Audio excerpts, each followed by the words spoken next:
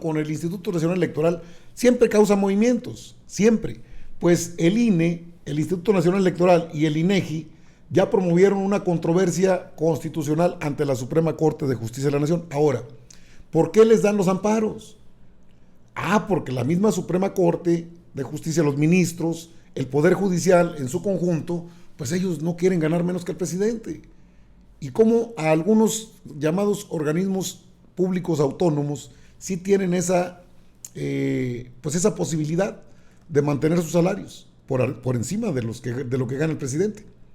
O sea, no es que yo quiera a fuerzas que el INE entre en cintura. No me corresponde. Yo solamente expongo, como periodista, que hay una animadversión generalizada. Sí hay, no hay, ¿qué es la palabra? Amparo. Se amparan y la Suprema Corte les da el amparo. Es una argucia legaloide, lo dijo el mismo presidente, es una argucia legal. Y bueno, si hablamos de temas de desafuero, Cabeza de Vaca está desaforado legalmente. Es inatacable incluso la decisión del jurado de procedencia. Pero ¿qué dijo el tribunal? El máximo tribunal de justicia del país. En este caso, Juan Luis González Alcántara Carrancá puede terminar su mandato, sin problema. No ha definido, o sea, todavía es tiempo que no define la Suprema Corte de Justicia de la Nación. Es más, lo último que tuvimos fue que no le quitan el fuero. Así de ese vuelo está el Poder Judicial. ¿Cuándo se va a limpiar? No, eso va a tardar un rato. Ahora, aquí le presento lo que es ya común. Mire usted, el INE y el INEGI impugnan la negativa de la Suprema Corte de Justicia de la Nación de suspender ley de reducción salarial a funcionarios. Aquí está la nota, aquí tiene la información. El INE y el INEGI impugnaron el acuerdo de la Suprema Corte de Justicia de la Nación, instancia que negó suspender la aplicación de la Ley Federal de Remuneración de los Servidores Públicos. Esta es la ley la que regula los salarios. Ambos organismos decidieron presentar controversias. Aquí está. Controversias constitucionales. La 80/2021, este es el expediente, y 76/2021, respectivamente, contra la mencionada ley, para que no se les aplique a altos funcionarios y con ello mantengan el salario que perciben, el cual es superior al del presidente de la República. Por separado, argumentaron que la ley vulnera la autonomía presupuestaria. Si bien la Corte aceptó a trámite la controversia, negó la suspensión. Se admite a trámite el recurso de reclamación que hace valer, sin perjuicio de los motivos de improcedencia que pueda existir y que se analizan al momento de dictar resolución. Cabe recordar que la ley de reducción de salarios a los altos funcionarios públicos no se ha cumplido en su totalidad, puesto que organismos autónomos como el INE, el INEGI, el Banco de México e incluso jueces y magistrados han promovido recursos ante la Suprema Corte de Justicia de la Nación. Esto ha logrado mantener los salarios de los altos funcionarios, quienes en algunos casos perciben el doble del salario del presidente Andrés Manuel López Obrador. La reforma publicada el 19 de mayo pasado dicta que se debe mantener un tope salarial a los altos funcionarios federales para que ninguno de ellos gane más que el presidente de la República. ¿Qué tan real resulta esto en los hechos? Pues muy alejado de la realidad. ¿Por qué? Porque esta impugnación, al menos en este caso, la Suprema Corte de Justicia de la Nación ya paró, ya metieron una controversia, porque no están de acuerdo en ganar esto. Este es el gran problema que tenemos con Lorenzo Córdoba, con Ciro Murayama, con todo el Consejo General del INE. Bueno, son nueve, dos estuvieron de acuerdo en ganar lo que dicta la Ley Federal de Remuneraciones a Servidores Públicos. El INE y el INEGI, lo que ahorita le comentaba, pues determinaron inconformarse con la Suprema Corte de Justicia de la Nación. ¿Qué es lo que podemos esperar? Pues lo de siempre, hombre. Que según ellos, bueno, no según ellos, según la realidad, es que no les pueden hacer nada y no les pueden quitar sus salarios, porque también estaría ahí metido en ese contexto la misma Suprema Corte de Justicia de la Nación. Y para que dejen el huesito sabroso, sus salarios altos, pues eso va a estar muy difícil. Están acostumbrados a ganar mucho dinero. La propia partida asignada a los partidos políticos que se da de una manera ya establecida por una medida matemática que es el equivalente al 65% de una unidad de medida actualizada, una UMA. Eso establece cuál es el monto o la bolsa que se van a repartir los partidos políticos. ¿Qué es lo que se van a repartir? Más de 5.800 millones de pesos. Esto sin retroactividad, es decir, este presupuesto se presenta en agosto, en este mes, por parte del INE. Lo tienen que presentar y van a presentar también, por supuesto, su propio presupuesto de trabajo. Ya tantearon, ya calcularon que hay seis procesos electorales en los estados. Y basado en eso, pues entonces no habrá manera de que les quieran recortar. Al contrario, vaya en aumento, porque está en proporción de la lista nominal que tiene el INE. Y esta pues ya aumentó, estaba en 93, ahora está en 95 millones de ciudadanos, más de 95 millones de ciudadanos. Bajo este criterio va a ser muy difícil, a menos que vaya hacia adelante lo que es lo que es la iniciativa de ley para la iniciativa de ley que es la reforma electoral. En ese contexto creo que me parece interesante ver en qué para todo esto. Por lo pronto, fíjese, y en otra información, Ricardo Monreal explica que la Suprema Corte o el Congreso deben actuar para que Saldívar continúe 2 años más en el puesto.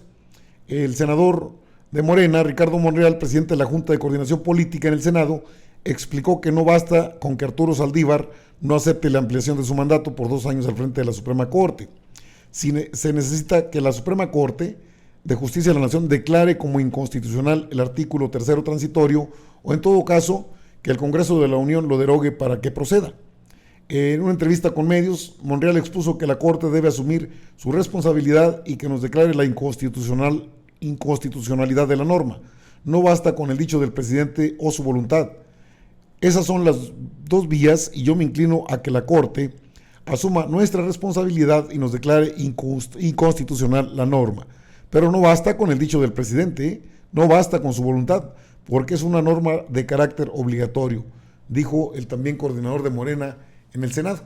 Estos son temas que todavía están vigentes, porque si bien es cierto que el ministro Saldívar dijo que él rechazaba esa ampliación, entonces es el 13º constitucional, pues ahora Ricardo Monreal dice que la Corte se atore, que la Corte les diga dónde están mal y que se proceda a votar al seno de la Suprema Corte de Justicia de la Nación. Esta tiene una lectura muy sencilla. ¿Qué es lo que busca con este tema Ricardo Monreal? Bueno, pues poner en evidencia a los integrantes de la Suprema Corte que no están de acuerdo en la ampliación del mandato. El propio ministro dio una conferencia de prensa. Yo en eso sí reconozco al ministro Saldívar, Arturo Saldívar, que sale a dar la cara, algo que no hacen otros funcionarios. Muy pocos dan la cara. Y el ministro presidente de la Suprema Corte salió a dar una conferencia de prensa para establecer que él no aceptaba la ampliación del mandato, no aceptaba el 13º transitorio de la ley que se aprobó en torno al Poder Judicial. Y se da en un contexto bastante serio, porque en ese entonces estaba el inter del Tribunal Electoral del Poder Judicial de la Federación. Creo que el INE, así como el Tribunal Electoral, tal como lo plantea el presidente de la República en su iniciativa de ley que mandará al Poder Legislativo en cualquier momento, tendría que haber cambios profundos. No es de nadie desconocido la contracampaña, por ejemplo, que se aventó tanto Lorenzo Córdoba como Ciro Murayama en contra de la consulta del 1 de agosto, que no salió a votar mucha gente. Bueno, ahí la Suprema Corte de Justicia de la Nación generó todo un cambio a la pregunta que planteó el titular del Ejecutivo. Era muy clara y era muy precisa en sus términos, pero ellos hicieron una pregunta que resultó pues ambigua, entendible sí, de fondo sí se entiende, pero de forma pues algo como para desalentar, o quizás dijo en su momento Arturo Saldívar, para no entrar en inconstitucionalidad. Dicen que no se puede juzgar a los expresidentes y que una ley no podría ser retroactiva. Bueno, pues en estos tiempos todavía se puede llevar o llamar a cuentas tanto a los dos últimos, a Enrique Peña Nieto y a Felipe Calderón. Ellos dos todavía pueden ser llamados a cuentas. Quizás los otros ya no les alcance tanto. ¿Quién sabe Salinas por el asunto de Tileno 21? Ya Cedillo y Calderón, fíjense, el FOBAPROA, el llamado cambio del señor de las botas, pues esos no van a tener mucho que ver en este asunto. Pero bueno, si empezaran con el primero, con uno que se iniciara, pero parece que son intocables todavía. Ellos tampoco hay denuncias. Y si tienen denuncias, pues vivimos en la era del PRIAN, RD, la época dorada de la impunidad, de las injusticias, eso lo sabemos todos. Entonces, sí, una reforma que tenga que cambiar de fondo, tanto al INE como al Tribunal Electoral. Desde mi punto de vista, no basta solamente con decir, ya nos pusimos de acuerdo, ya somos ahora sí otra vez el máximo tribunal electoral. Ya quitamos a Vargas, que también tiene una investigación por parte de la Unidad de Inteligencia Financiera, ya quitamos todo lo que nos estorbaba y ahora sí, vamos a darle parejo. Bueno, eso tendría que valorarlo, ni siquiera puede tocarlos la Suprema Corte de Justicia de la Nación, ni el Consejo de la Judicatura Federal, que es el órgano responsable de vigilar todo lo que pasa en torno al Poder Judicial. Pues así lo hicieron, deliberadamente. Eso no es cuestión de algo que haya surgido de manera como que al tanteo, como que a ver cómo sale. No, el Tribunal Electoral fue así, diseñado para que no lo tocara nadie. Y lo que sí lo puede tocar es una iniciativa de ley donde se cumplan las expectativas del pueblo de México. Digo, para estar en contexto de lo que ahora el INE quiere, pues no va a querer perder sus privilegios y ahora meter una controversia constitucional junto con el INEGI. Pues igual y la ganan, los ministros tampoco se van a querer bajar el sueldo. Hay muchos intereses económicos de por medio, lamentablemente. ¿Qué nos toca hacer? Denunciar, al menos denunciar, que no quede en el anonimato. No, son excelentes. ¿Cómo van a ser excelentes? ¿Cómo van a ser excelentes? ¿En qué basan la excelencia? 5,800 millones de pesos para los partidos que reparte el INE. Ellos son los responsables de repartirlos. No se nos olvide, viene la revocación de mandato en 2022. Y si este INE se queda, y si este tribunal califica, o sea, califica esa elección, esa consulta, pues entonces vamos a tener problemas. Pues ya se vivieron el 6 de agosto. Compra de votos, ratón loco, acarreos, chanchullos, compra de credenciales de elector, y nunca vieron nada. Qué raro, ¿verdad? Que ellos no vean nada, a pesar de todo lo que se dio a conocer, como irregularidades. Por eso creo que sí debe desaparecer, cambiar, reformarse de fondo. El tribunal igual, de fondo.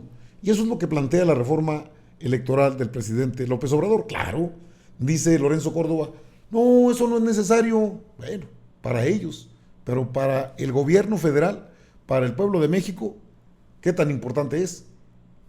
En una cuarta transformación, donde se trata de quitar todo lo que ha hecho daño a este país, creo que eso es vital en estos momentos.